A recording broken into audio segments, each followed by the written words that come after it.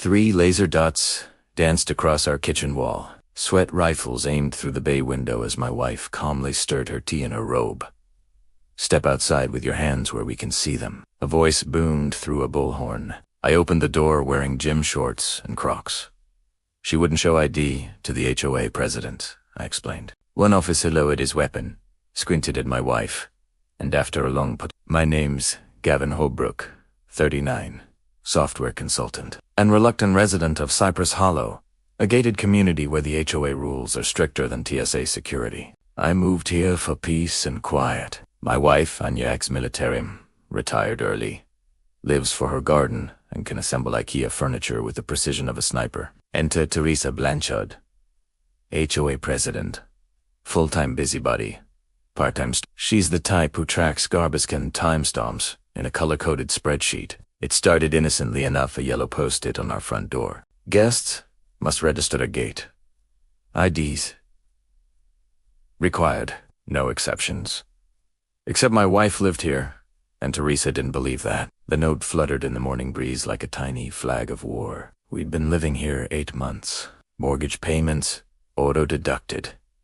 Names on the mailbox. Anya even volunteered to run the community book club, which Teresa promptly disbanded, citing national security concerns. Apparently, veterans discussing novels might leak classified intel. That should have been my first red flag, but I still believed reasonable people could coexist in suburbia. Then Teresa escalated faster than a squirrel on espresso. First, she cited us for unauthorized occupancy. Then she accused Anya of a noise violation for doing silent yoga on the balcony at 6:03 a.m. The neighbor quietly confessed that Teresa had asked them to photograph Anya's license plate. That's when we installed a Ring camera. Next day, Teresa strutted up to our flower bed with a ruler and started measuring tulip height. The woman had turned stalking into an art form. Soon, we learned she'd compiled a full dossier on Anya, her running routes, departure times, even the brand of protein bars she bought. Mrs. Patterson, from 3 houses down, finally admitted Teresa had been interrogating her during dog walks. Clipboard, stopwatch, questions about the unregistered resident.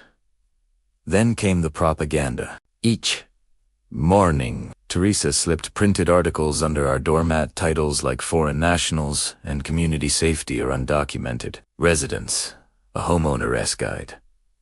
The crinkle of paper became my personal alarm clock. Anya found it amusing. "She's trying to get inside our heads," she said, tossing another pamphlet into the recycling bin. Another note soon appeared. "Your tenant was seen exiting the home without gate code authorization.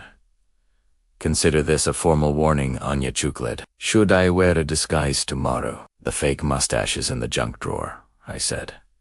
She wasn't amused. Outside, the sprinklers kicked on, scattering rainbow mist across the lawn. A peaceful scene growing more fragile by the day. Teresa's appearances became constant. 7:15 a.m. Checking mailbox alignment. 3:22 p.m. Verifying garage door color. Dinner time. Knocking on her door to announce our porch light exceeded community brightness standards by 3 lumens. But then she crossed a line. Teresa Formeda safety patrol with 2 other HOA board members. They walked past our house slowly, snapping photos of our windows, car, and garbage cans. When I confronted them, they claimed it was part of neighborhood watch duties. "We live in a gated community with actual security guards," I reminded them. They just smiled and kept walking.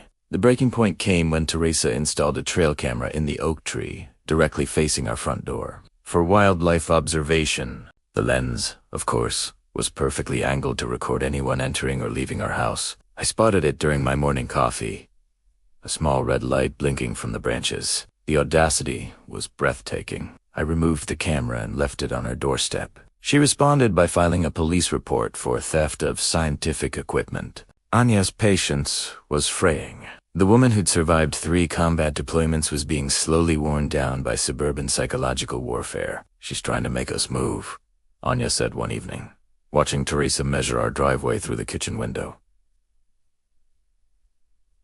Classic intimidation tactics, but she doesn't know who she's dealing with. Then came the day everything changed. Anya was returning from a jog when Teresa physically blocked her path with a clipboard. "You've been reported as a security risk," Teresa snapped. "Show ID or I'll call the authorities." Anya.com, as ever, didn't blink. "You have 5 seconds to move." Teresa's face turned the color of our forbidden high tulips. She snatched out her phone and dialed 911, reporting a suspicious foreign woman trespassing in the neighborhood. Possibly armed. The 911 call was a masterclass in theatrical panic. I later obtained the recording through a Freedom of Information Act request. Her voice trembled with fake terror as she described Anya, approximately 5'6", dark hair, wearing military-style clothing, possibly carrying concealed weapons, refusing to identify herself, and displaying aggressive body language. She even warned the dispatcher that Anya had military combat training and could be dangerous if cornered.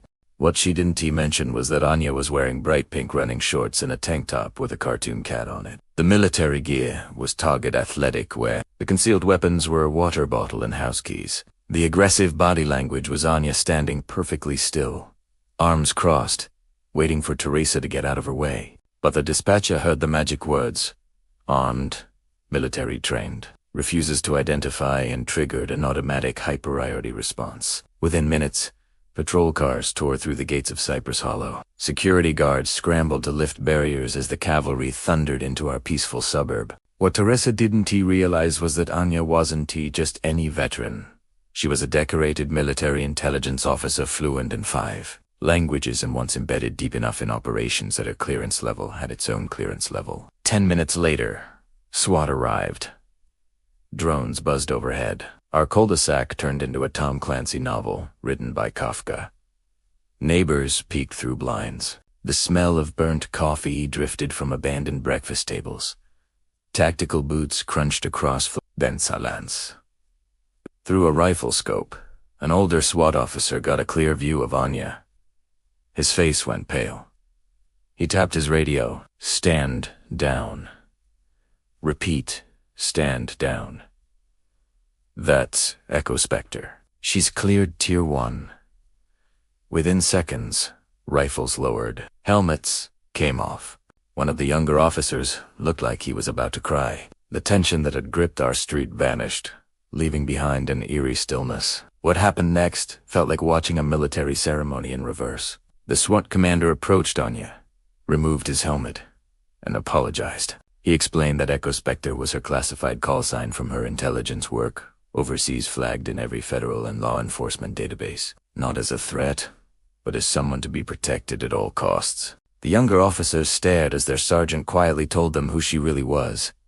A woman who had dismantled terrorist networks, saved countless American lives, and been wounded twice in the line of duty. 20 minutes earlier, these men were ready to storm our house. Now, one of them was asking if he could shake her hand. Behind her hydrangeas, Teresa stood frozen, phone still recording, mouth hanging open like a broken garage door. The world she'd built where she was the authority, her clipboard a weapon, her word law was collapsing in real time. She'd finally realized she'd been playing chess with a grandmaster. Then, still filming, she shouted, "What are you doing?"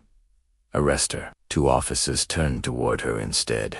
"Ma'am," one said, flipping open his notepad. "We all need to ask you a few questions about filing a false report and impersonating a security official." The color drained from Teresa's face faster than rain through a storm drain. Her phone slipped from her hand and clattered on the pavement. It turned out she'd been filing complaints for years under a fake HOA-affiliated email address, ending in Gov. She'd even photoshopped neighborhood watch badges to look like federal IDs. Under questioning, she called it her unofficial community security initiative. The officers weren't buying it. Neither was the federal agent who arrived an hour later, asking pointed questions about unauthorized use of government insignia. What followed was an avalanche.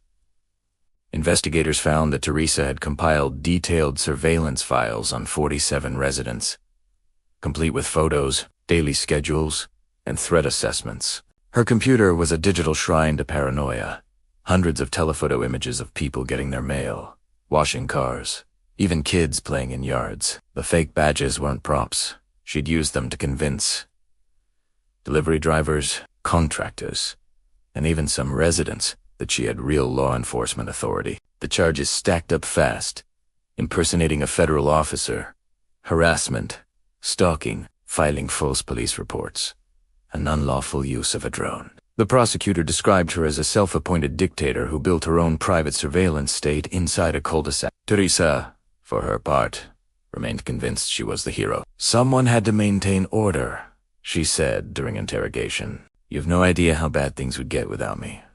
The HOA board saw the writing on the wall. In an emergency meeting, they unanimously voted to expel her and ban her from all community activities. The association's insurance company threatened to drop coverage if she remained in any capacity. Property values were on the line. Within 48 hours, the rest of the board resigned en masse. Teresa Blanchard, once Queen of Cypress Hollow, was charged with harassment, impersonation, and unauthorized drone use. The judge sentenced her to 6 months in county jail and a $5,000 fine. As the gavel struck, Teresa screamed, "This is all because she wouldn't show her ID." And just like that, the woman who'd built an empire of rules, reports, and fear was led away in handcuffs, undone by the one neighbor who refused to play her game.